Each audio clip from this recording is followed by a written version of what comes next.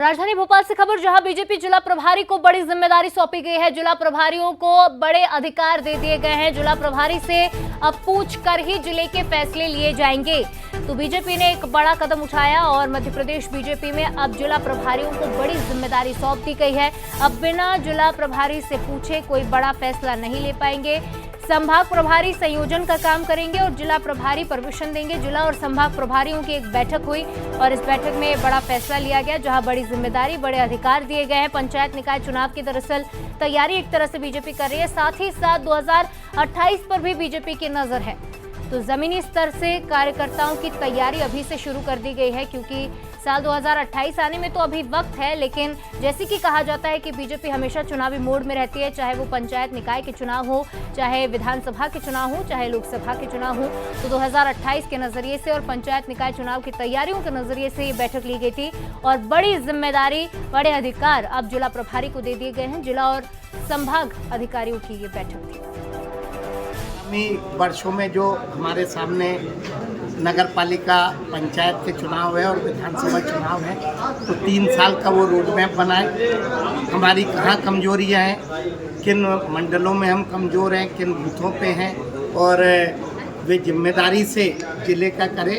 ये भी उन्हें कहा है कि जिले के जो भी महत्वपूर्ण निर्णय प्रदेश संगठन कोई भी निर्णय लेगा, कोई भी नीति है, तो उसमें जिला प्रभारी की महत्वपूर्ण भूमिका होगी। उसके माध्यम से जो भी बात आएगी उस पर संज्ञान लेंगे और जिला प्रभारी के माध्यम से ही हमारे संभाग प्रभारी संयोजन का काम करेंगे। और इस खबर पर ज्यादा बातचीत करेंगे, हमारे साथ एग्जीक्यूटिव एडिटर मनोज सैनी जी सीधे लाइव जुड़ रहे हैं। मनोज जी, अभी हेमंत खंडेलवाल को, प्रदेश अध्यक्ष को हम सुन रहे थे, उन्होंने कहा कि जहां बीजेपी कमजोर है, जिन मंडलों में, जिन जिलों में बीजेपी कमजोर है, उस पर काम करना, यानी ये मान लिया जाए कि 2028 की जमीनी तैयारियां शुरू हो चुकी है। देखिए, भारतीय जनता पार्टी ने कुछ नए प्रयोग भी किए हैं। जिला प्रभारी बनाया, हाल ही में सूची घोषित हुई थी सभी 62 जिले। इसलिए मैं कहता हूं कि भारतीय जनता पार्टी संगठन के मुताबिक करीब 62 जिले होते हैं, तो सभी के लिए जिला प्रभारी घोषित किए गए थे 2 दिन पहले। लेकिन जिला प्रभारी को जिस तरह जिम्मेदारी दी गई, और जिला प्रभारी भी इस बार बनाए तो ऐसे लोगों को बनाए जिसमें कई पूर्व विधायक है, वर्तमान विधायक है, जो मंत्री तक रहे, जैसे शरद जैन मंत्री भी रहे हैं लेकिन उनको जिम्मेदारी दी गई। भोपाल से आलोक संजर आते जिन्हें जबलपुर की जिम्मेदारी दी गई। तो ये मैं सिर्फ नाम ले रहा हूं, लेकिन पूरी जब सूची को हम देखेंगे तो ये नजर आता।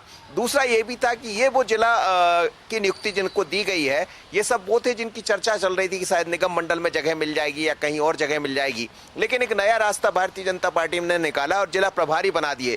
अब जिला प्रभारी वो है जो सीनियर लीडर है, तो बड़े अधिकार दिए गए। जहां तक चुनाव की बात कर रहे हैं, तो बिल्कुल ये सच है कि बीजेपी हमेशा चुनावी मोड पर रहती है, लेकिन कितनी सक्रियता है, किस तरह से बीजेपी आगे बढ़ने जा रही है, क्योंकि आने वाले दिनों में पंचायत के चुनाव होंगे, निकाय के चुनाव होंगे, उसके बाद ये चुनाव होते होते 28 की तरफ बीजेपी बढ़ चली होगी।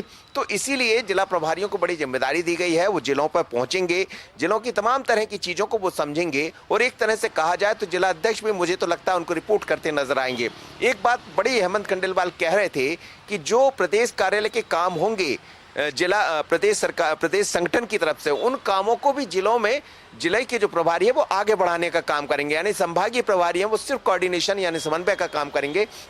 लेकिन निश्चित रूप से यदि हेमंत खंडेलवाल जी की बात पर विश्वास करें, देखें, समझें उसको, उसके मायने निकालें, तो जिला प्रभारी बड़े पावरफुल होंगे और अब उनके अधिकार जो दिए गए हैं उसके आधार पर बीजेपी आगे बढ़ने जा रही, यानी बीजेपी चुनावी मोड पर अभी से नजर आने वाली। निश्चित तौर पर मनोज जी, तमाम विश्लेषण और जानकारी के लिए आपका बहुत शुक्रिया।